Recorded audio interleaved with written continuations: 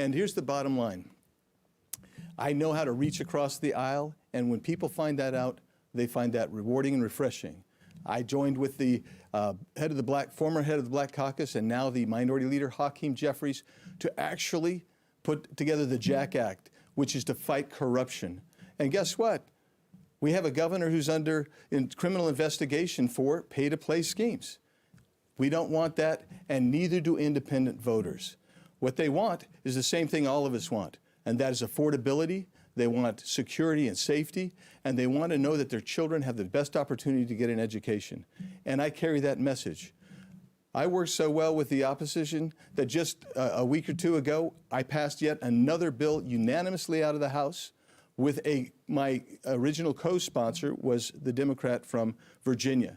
We worked together. I worked with Kirsten Sinema to get the Right to Try bill out, which I led on. I worked with former Senator John McCain, and we got the Ashland Mike Amber Alert and Indian Country bill out. These are bills and legislation which shows that I know how to work across the aisle and work with people who don't necessarily agree with me on many things.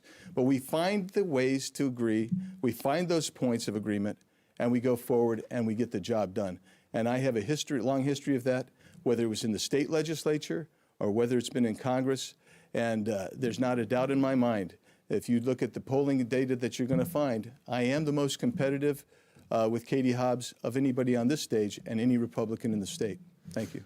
Mr. Schweikert, you also have years in Washington as well. So what differentiates you from the others on the stage, and why the decision to run for governor? Why now? It actually is back to your electability question. I've probably won more competitive races than anyone in Arizona in 25 years. I functionally have a 50-50 district. And Arizona today actually has more independent voters than even Republicans. So some of the things being said here border on sort of absurd. Someone like myself, you have to earn it. If you're a conservative, you have to go and explain prosperity is moral. Show up in neighborhoods, show up in places that are uncomfortable, and draw them in to saying voting for a conservative is how you bring prosperity back to Arizona. And once again, I will tell you, I'm the only one that's done it year after year after year. Think about this. Over the last 6 years, I'm told I'm the Democrats' most expensive loss in America. And that's demonstration that they've thrown everything at me. You know, these are wonderful people, but they've never actually been in the great battle. All right, thank you so much for your answer. Mr. Neely, we'll turn it to you. You previously ran for governor in 2022 and only received about 3% of the primary vote and later lost a bid for mayor of Mesa. Why should Republican primary voters believe that you can build a coalition to win this time around? Well, my opponents have spent years in government. We still have a water crisis. They've spent years creating red tape and regulation that's made it hard on Ken and my businesses.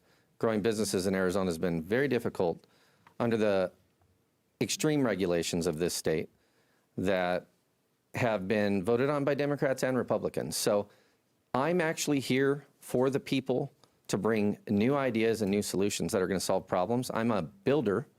I'm a guy who writes paychecks every Friday. I'm a guy who's been in business almost half my life, 25 years out of the 45 years I've been on planet Earth. I mean, we've already seen it with Donald Trump. You know, somebody who's never been in politics before has made such sweeping changes to the United States of America during a decade. And I can bring that same sweeping change to the state of Arizona as your next Arizona governor. I'm a man of the people. I have the endorsement of the people of the state of Arizona. I'm the guy that's out there building the border wall, hands-on. I got a smashed hand from working on the border wall a month ago. I smashed my hand out on the wall. I got drone footage of me on the wall actually pumping concrete into that wall. You're not going to find somebody more boots on the ground than me that's going to work with the people of Arizona to solve its actual problems, which is a water crisis, which is an affordability housing crisis. A lot of that's tied to permitting and regulations. We need to simplify the systems and make it easier to get permits. For example, in Mesa, after Mark Freeman was elected mayor, it took me 14 months to get a permit to do work on my house. That's quite ridiculous. And it's causing the housing crisis. When you cannot get permitting through for 14 months, that causes issues. that causes bottlenecks, which raises the price of building. So I'm going to work on those types of things, as well as bring a fresh new face to Arizona politics. I'm the candidate that people of Arizona can believe in. Please vote for me, Scott Neely, for Arizona governor. Go to neelyforgovernor.com. Thank you. Thank you, Mr. Neely. And Mr. Miceli, you're running against candidates who have greater name recognition and more elected experience. So why should Republicans voters choose you as a political outsider? That's a great question. Thank you for asking that. First of all, people want a political outsider. They are very confused with the typical Washington play. They're trying to figure out who to vote for, who's the best of either evil. But my plan is working with, as what Scott just said, working with the housing planning. We are way behind with housing planning. Permits. You should not have a permit longer than 6 months. It should be only 6 weeks. And once I'm in as governor, I will make it a rule to have permits within 6 weeks. Why? Because a developer like myself has to hold the material, they have to manage the labor.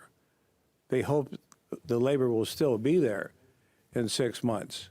There's so many variables with the housing crisis. I also have plans for veterans, for them to give them a small container home, give them an address, give them opportunity for a job, give them something, dignity.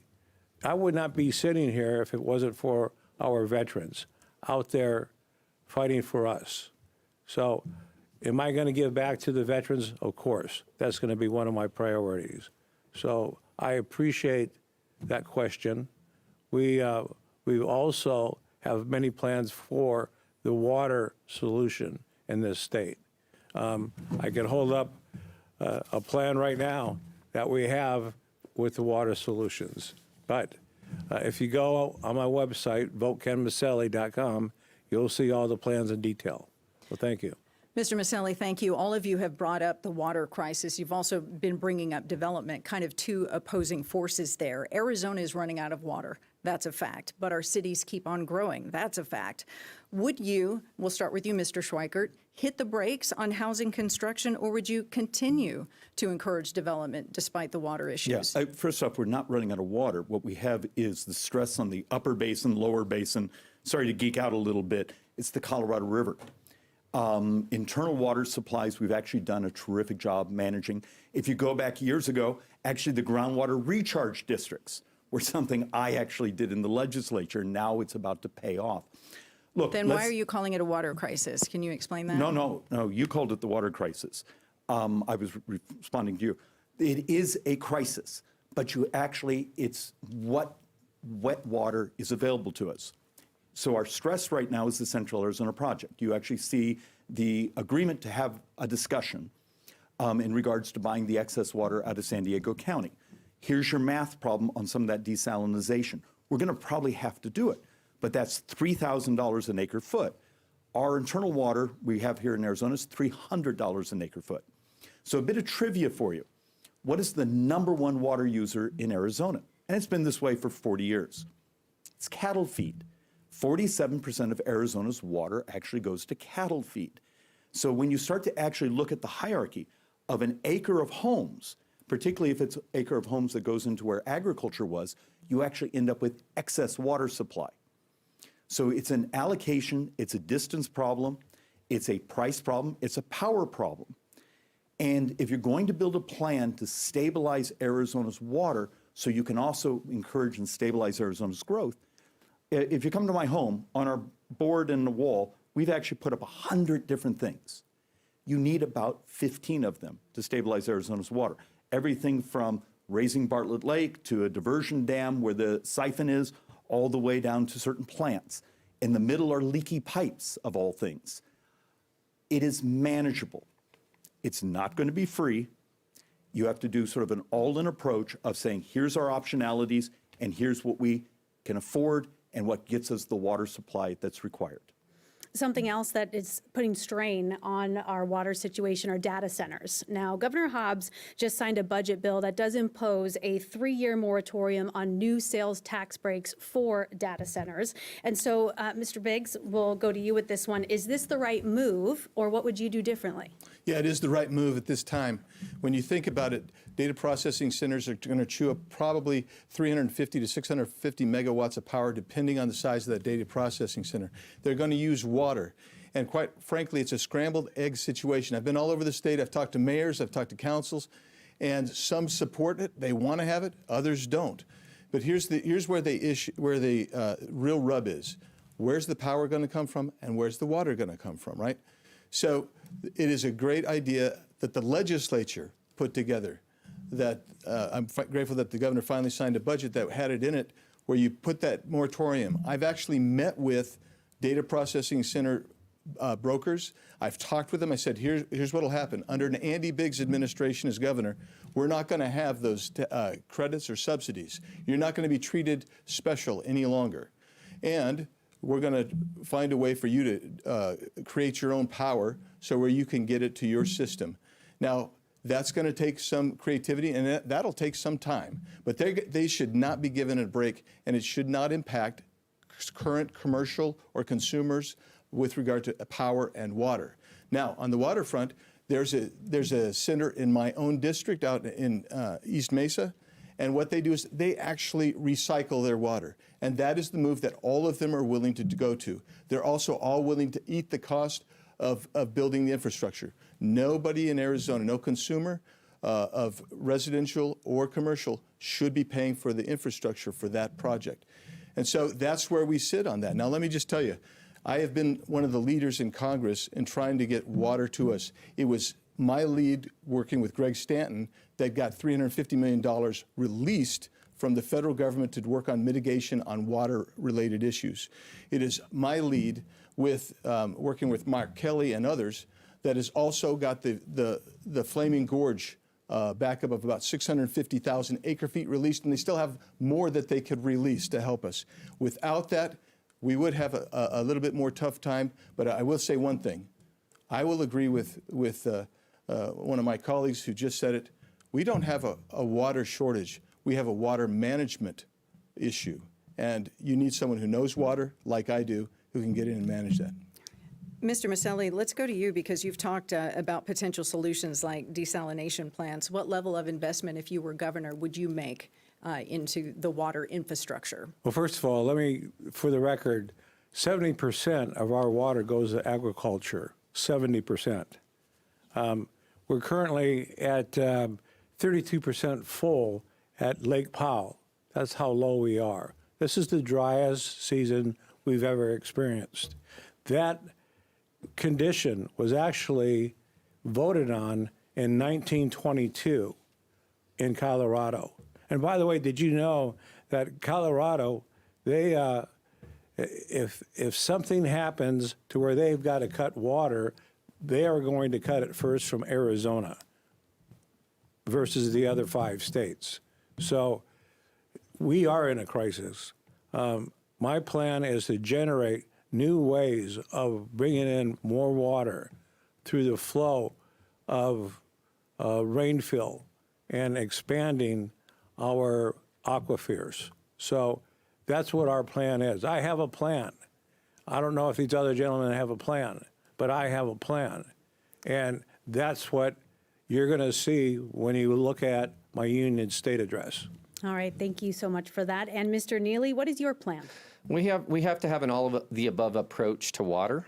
And there's many different ways we can manage and solve the water problems of Arizona. So number one, we can turn back online the Yuma desalination plant. That was the experimental plant built by the Army Corps of Engineers in the 1990s. We can pump water. We can make a deal with Mexico to pump water from the Sea of Cortez, salt water, to that plant, desalinate there, build a micro-nuclear plant right next to it so that it has its own power supply. These data centers are going to take a lot of water. They can't do a closed-loop system with their water, because if you do a closed-loop system, if you do a closed loop system, it causes it to heat itself up. So you have to have an open loop system in these power plants for water. So if you have an open loop system, though, and you're pumping that water back into the ground through the facility and back into the ground, it pollutes the ground over time. So I will not allow data centers in the state of Arizona unless they build their own desalination plants at the data centers at a cost to them. We give them no tax subsidies. They build their own desal plants, so when they suck their water through and they push it back out, they don't pollute our environment. And they're going to build their own power supplies. And I'm going to advocate for micronuclear in the state of Arizona so that the data centers can have their own micronuclear plants so it doesn't affect our utility rates as consumers. I've watched my rates go through the roof. I was part of the crew that went out and helped to decommission. Sorry, Mr. Neely, you're going over time. Oh, sorry, didn't see it. My apologies. Oh, no, thank you for your answer. We want to get to the cost of living. You talked about utilities. That's certainly one of the ways that Arizonans are being squeezed. Higher costs for housing, as you know, groceries, you name it.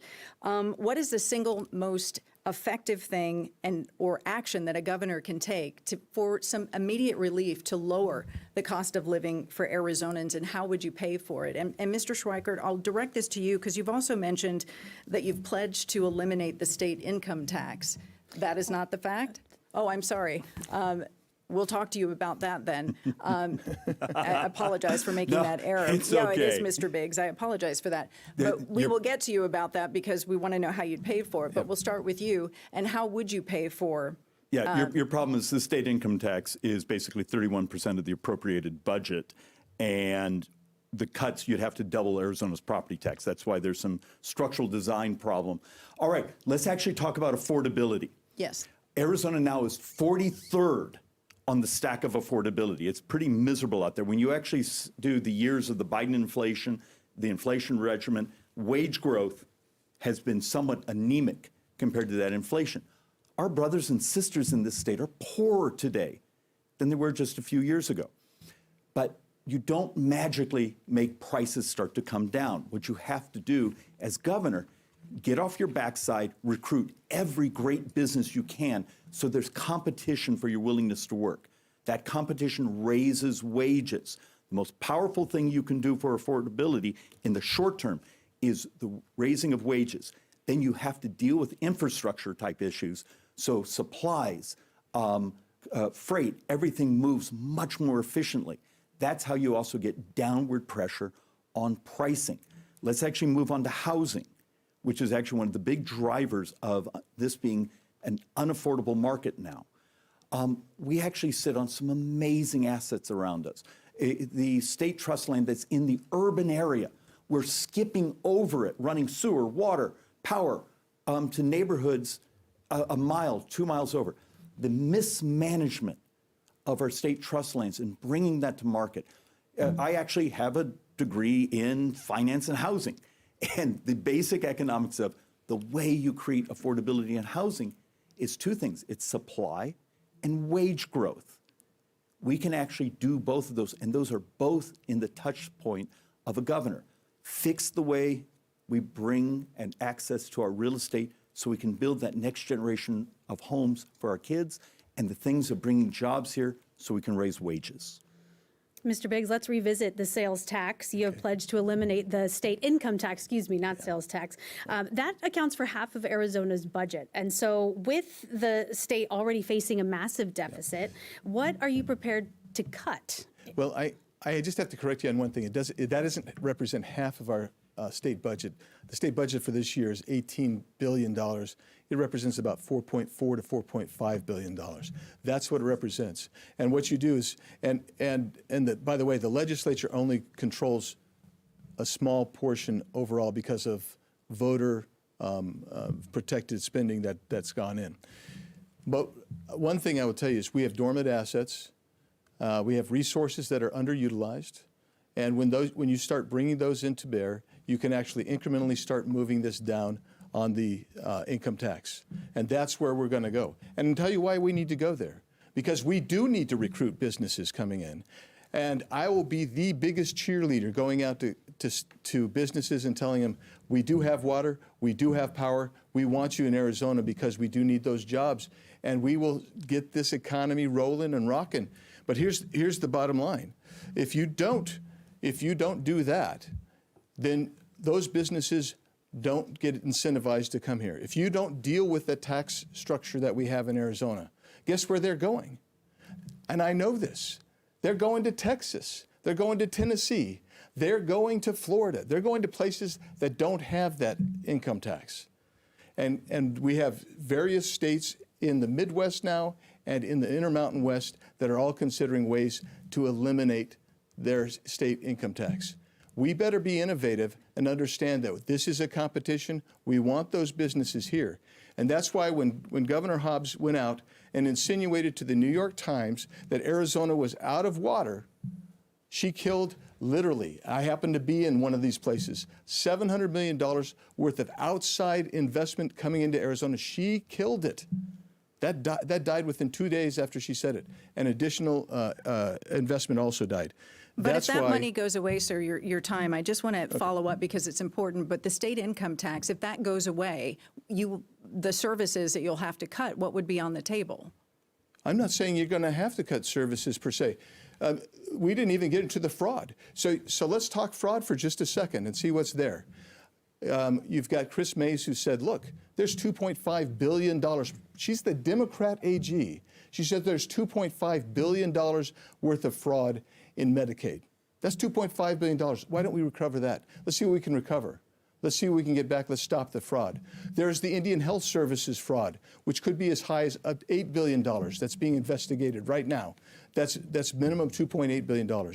If you start recovering and taking fraud out of the picture, how about when we start talking about the Medicaid expansion program? Estimates of over 50% of that is going to people who are not supposed to be getting those benefits. Why don't we make sure it's people who deserve the benefits and should be getting the benefits, get those benefits, and we stop the fraud elsewhere? When you do that, you're going to save a bunch of money. So that's just one thing. And then we start using resources. And I will just say this. I've talked about this relentlessly. One of the biggest dormant assets we have is 8.5 million acres of state trust land. Some of that is incredibly valuable. That goes into the trust rests, but there's interest that comes out, and we can fund schools even better with that. Mr. Biggs, thank you for that. That is your time. Mr. Neely, I want to turn to you. I saw you nodding your head during some parts of that. So, yeah, as so what is your Republicans, we response to can that? definitely all agree on a lot of things. As Republicans, we can definitely all agree on a lot of things. I agree with some of what Mr. Biggs says here. But one thing I would like to do differently is I would like to cut taxes for businesses across the board, big and small. And another thing I'd like to do, it's a bold idea, but I would like to cut property tax for those 65 and above, completely eliminate property tax for those 65 and above, because not only have they paid for their children to go to school, but they've also put my children through school. They paid for a couple of generations or more already. I think it's about time senior citizens get a break on property tax, a permanent break, so they can finally own their home outright. And as far as business goes, yes, we are behind Texas and Florida in attracting businesses because our business tax structure is not as attractive as Texas and Florida. We need to work on that. As far as income tax goes, we have a 2.5% flat tax. That's fine. We can keep it at that and keep it going. Thank you very much. And Mr. Miceli, what are your thoughts on bringing more businesses to Arizona, kind of piggybacking off of what Mr. Neely just I'm said? really glad you asked me that question. You know why? The first year, let me just back up. The property tax. The first year I'm governor, property tax will be reduced 50%. The second year, we will waive the property tax. There will be no property tax.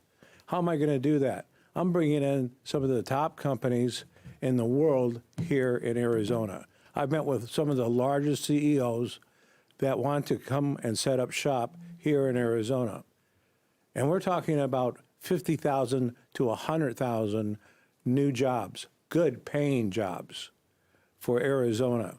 And that's how we can innovate and waive the property taxes. So there's many things that we can do. As a businessman, you create a lot of potential to where you could use that money to put it back into our school system, into helping our hospitals, into helping medical. Those are the things that people want to see. Those are the things that we can do. When I'm governor, I will take the action to do this. As a businessman, I've got to perform. As a businessman, if I don't perform on the job, guess what? We don't get paid, right? So Thank you, Mr. Miceli. That is your allotted time. Thank you. Yeah, and you brought up medical. That's another thing that's really gone up for Arizonans. So I want to address this to Congressman Biggs and Congressman Schweikert specifically, because during your recent terms in Congress, federal lawmakers allowed the enhanced Biden-era Affordable Care Act premium tax credits to expire, and as a result, the average Affordable Care Act premium or the premiums for Arizonans jumped nearly 30%, and more than 100,000 Arizonans lost their health care coverage altogether. And considering the financial strain that's placed on families, how do you justify letting those subsidies lapse? And what would you do as governor to help bring down those health care premiums, Mr. Schweikert? Okay, let's go through this math because this is something I'm actually an expert on. And I beg of you, will someone here actually read budgets? Because a lot of the word salads so far have been absurd. This was a subsidy on top of a subsidy for the ACA, what we'll call it Obamacare, from COVID. The problem is every dime of that money was being borrowed by the federal government.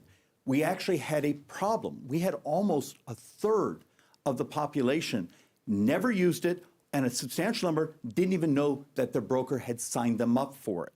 So the level of misuse, fraud, the money's being paid to brokers, those things. At some point, we're going to have to deal with the reality of subsidization of everything in the economy is not going to work. So how do we solve our healthcare cost problems here in Arizona? You actually need a marketplace here that actually works. So let's actually take a look at access. Years ago, I actually used to do the budgets for the Arizona Healthcare Cost Containment System, our Medicaid system here in Arizona.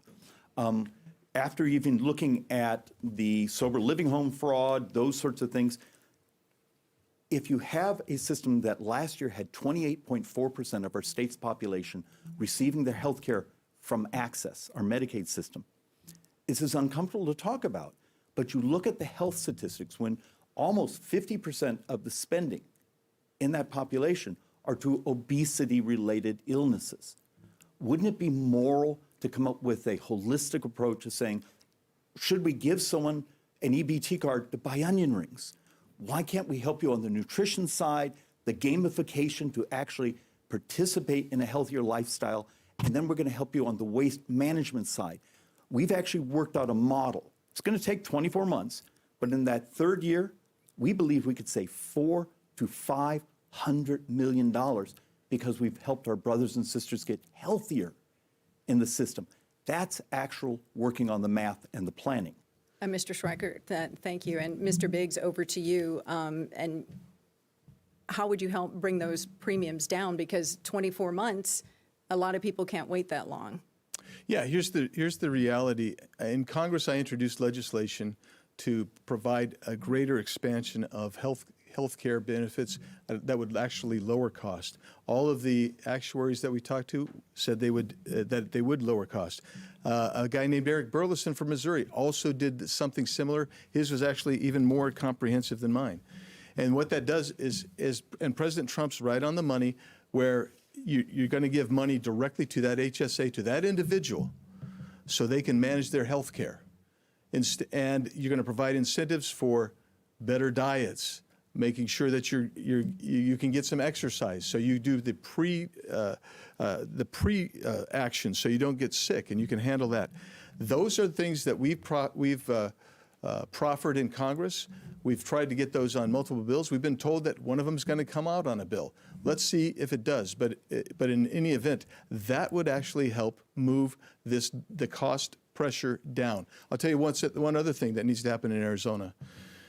We have a problem, and we're cranking out doctors, and we're going to have another medical school here pretty soon. You know what we need?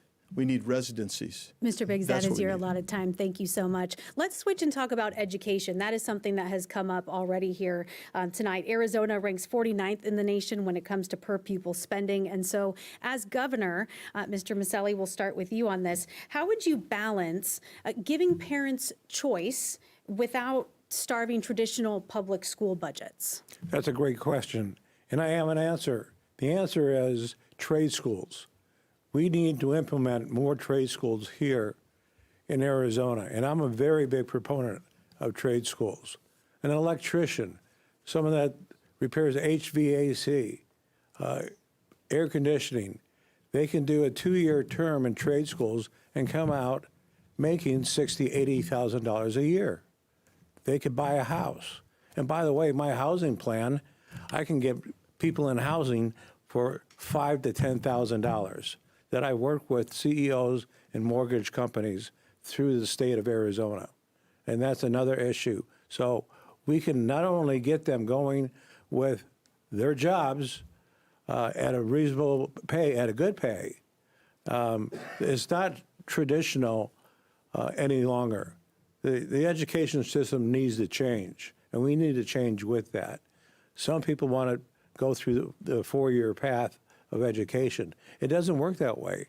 Right now, we are in so much demand for people to help out with hospitals, with medical trainees.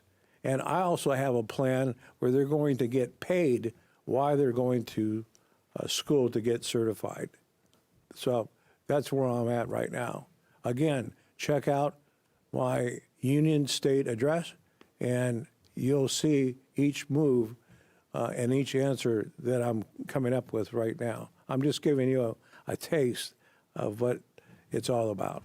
All right, Mr. Miceli, thank you for that. Mr. Neely, there's been a lot of criticism surrounding how the voucher money is actually being used. What changes, if any, should be made to ensure accountability with those tax dollars? Talking about ESAs?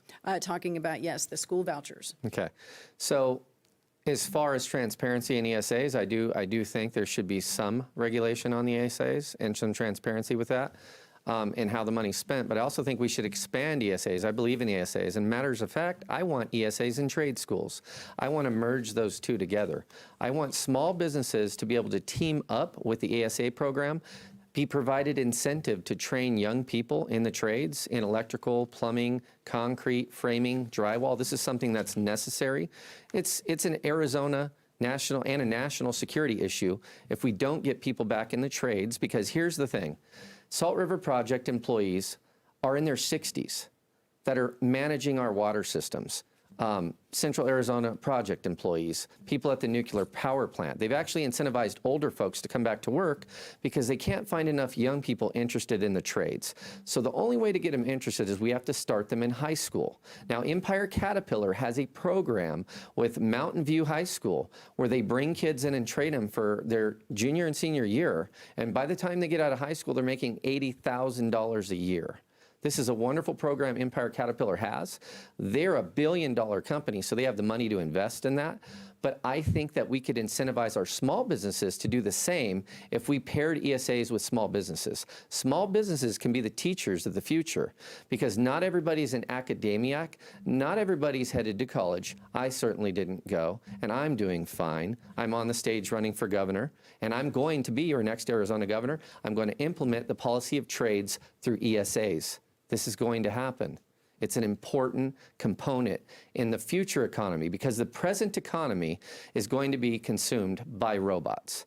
The present economy will be taken over by robots with these data centers. So trades, though they were the past, they are now the future. Vote Scott Neely for Arizona governor and go to neelyforgovernor.com. Thank you very much. I want to make sure that we hear from both of you on education as well. So 1 minute response for this. Mr. Schweikert, is Arizona spending enough on education? First, let's do the hierarchy. I'm a huge fan of education choice. Matter of fact, the first charter school bill years ago was one of mine. And having young children, we adopted a little girl 10 years ago, got a surprise 3 years ago, the same birth mother. The little boy was never supposed to be healthy. He is a miracle. I should, as a parent, have had optionality of where my little boy goes, particularly if he had some difficulties. Education choice is the future. It also, I would argue, it's one of our attractions for economic growth. And in your first question, I would disagree. The amount of money it's spent for me to choose homeschool or something here compared to what we spend for that same child in traditional education, there's a differential. You actually put some money back in the bank. The big battle for governor is we have a court case from last summer that says equalization is unconstitutional how we're doing it. We are going to have to rebuild a portion of our education financing. All right, thank you, Mr. Schweikert. That is that 1 minute time limit. Thank you. And Mr. Biggs, real quick, 1 minute. When it comes to the ESA vouchers, would you expand the program even more, keep it where it is? What are your thoughts on that? My thoughts on it is we should be expanding it fully. And Katie Hobbs is trying to actually crush educational freedom in this state. And she's siding with unions, and she's siding with administrators. She's going after educational choice. But every parent, I believe, has a more special interest in that child's education than an administrator.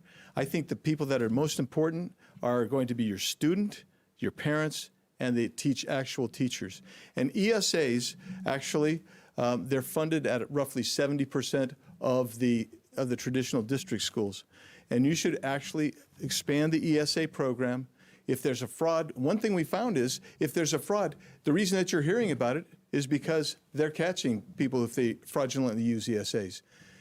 There's also tremendous fraud in the traditional system that we have to come in and find out and get that and stop that. And so I'm a big ESA proponent. I want to touch on the election security, because a recent survey from the Clean Elections Commission shows election security and access are top of mind for people across the political spectrum, whether it's Democrats, Republicans, or independents. And I want to ask, we'll start with you, Mr. Neely, do you support the current mail-in voting system, making changes to it or replacing it with something different? I support mail-in voting for veterans that are overseas or out of state for military service duties, and I support mail-in ballots for the disabled, the handicapped.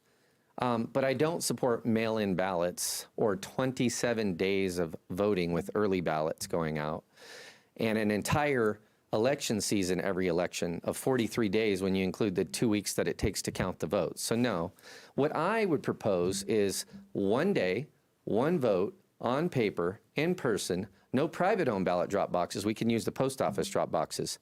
And I propose we go that route. Now, Trump's Save America Act doesn't go that far, but I would go that far in the state of Arizona. I would sign a bill like that if it was on my desk. John Fillmore had a bill like that many years ago, HB 2289. I would have signed that bill as governor.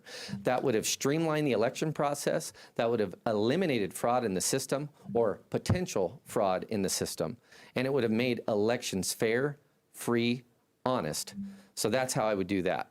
Now, let's get past that. As far as Medicaid, I didn't get to answer that question. So Medicaid's aid, it's a safety net. It's not a hammock that we should have perpetually. It's not a lifestyle, okay? It's to get you on your feet and get you going, but it's not something that you should live on forever.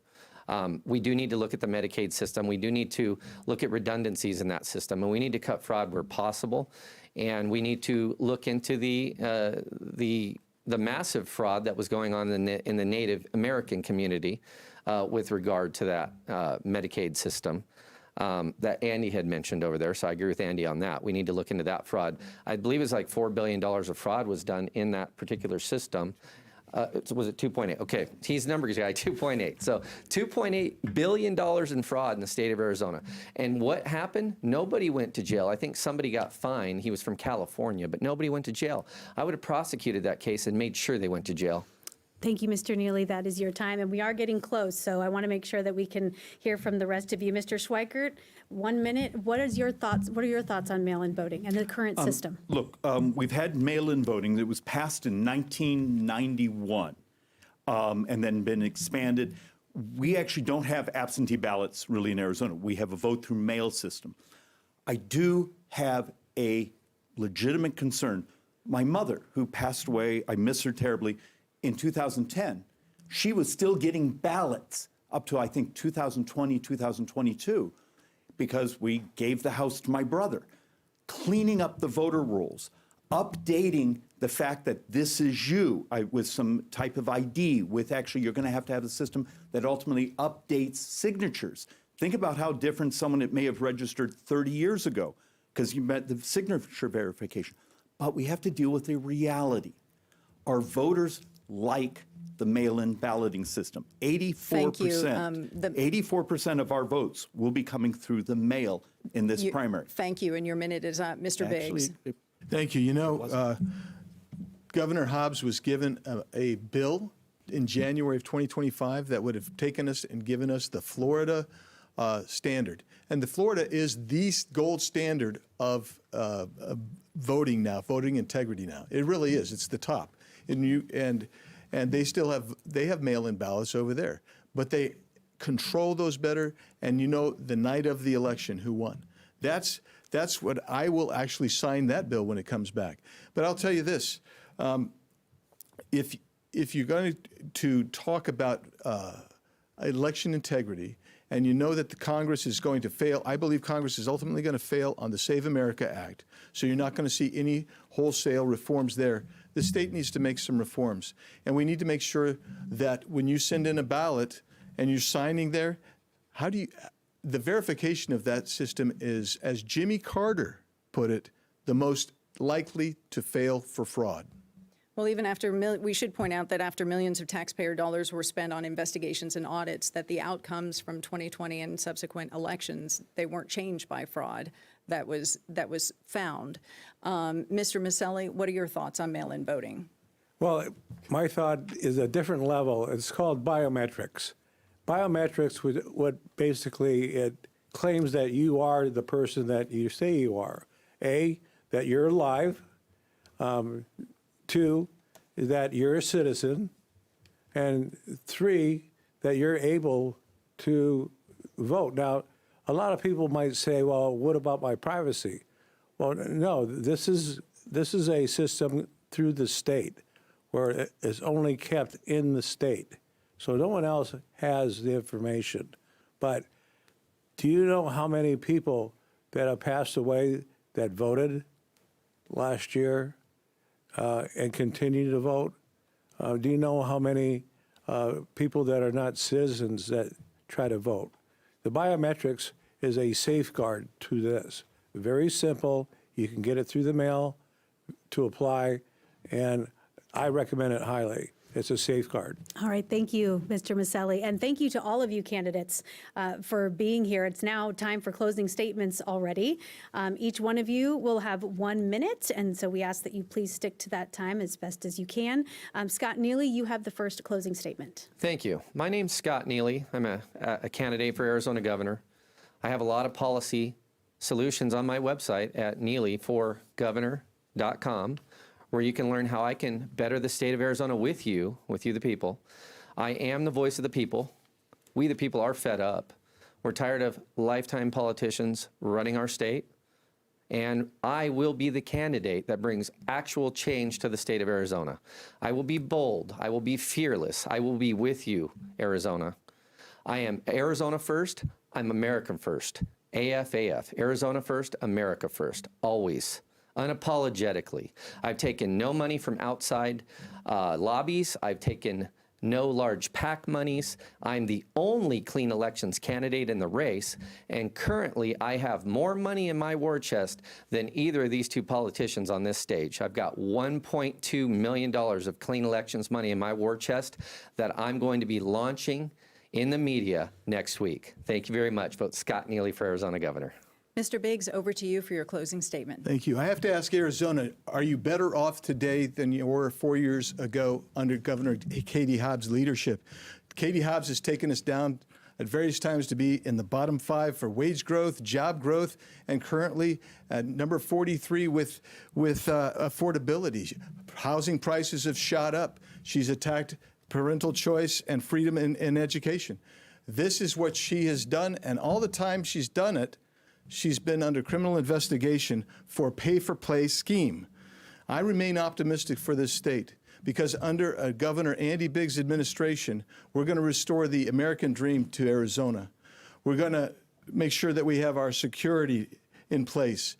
We're going to have the infrastructure for water, power, education, the tax and regulatory infrastructure that will allow us to grow again to be one of the top states economically. I ask for your vote, I ask for your support, and I thank you. All right, thank you. And David Schweikert, you have 1 minute for your closing statement. As fellow Republicans, are you tired of losing? We have to deal with a reality that's going on in Arizona. As of a couple of weeks ago, we have more independents than we have Republicans. We've lost the senior senator, the junior senator, the secretary of state, the attorney general, the governor over the last decade. Losing is unacceptable. If you want to protect elections, if you want to protect education choice, if you want to protect a 3.5% flat tax rate based on adjusted gross income, where we don't tax Social Security, where we don't tax military retirement, losing is devastating to the future of this state. And the fact of the matter is, take a look at our history. My friend at the end, I know this is tough with us running against each other, but when you're wholly owned by Turning Point and you've lost election and lost election and lost election, it puts everything in our future at risk. Let's make America, let's make Arizona the state that prospers again. Thank you so much for that. Mr. Miceli, you have 1 minute for your closing statement. Thank you. Well, right now, gas is at $4.43 a gallon, one of the highest in the nation. We could do something about that. Did you know that we buy our gas from California, which pays for their regulations and a lot of their taxes? I have negotiated with different vendors a different approach where we can get our gas and energy cheaper. Two, we at each end of the roll here, we have Mr. Schweikert that has had 11 ethic violations against him where he's had to pay $175,000 in fines. To my right, Mr. Biggs, on January 6th, called to get the Arizona electoral votes thrown out. That's not leadership. I'm a businessman. I can't do that. I've got to be straight, right on, and to the point. Vote me as your next governor, and I'll prove to you that this state is going to be in the best shape it's ever been in. Thank you. All right, thank you, and thank you to all of you on the stage tonight. This wraps this primary debate with the Republican candidates for Arizona's governor. As a reminder, the Arizona primary election is on July 21st, and early voting starts June 24th. All registered voters can participate in the primary, including independents. The voter registration deadline is June 22nd. If you would like to register to vote, head to azcleanelections.gov. There are a lot of offices up for election this year, and so we will keep hosting debates through the summer and fall. Head to azmedia.org to see a list of every local media partner, plus upcoming debates and where you can find them on TV, radio, and digital platforms. And you can also see the full debate schedule, learn more about clean elections, and submit questions for future debates by heading to azcleanelections.gov. On behalf of our partners at Clean Elections, the Arizona Media Association, Reister, and Sneaky Big Studios, we thank you for joining us.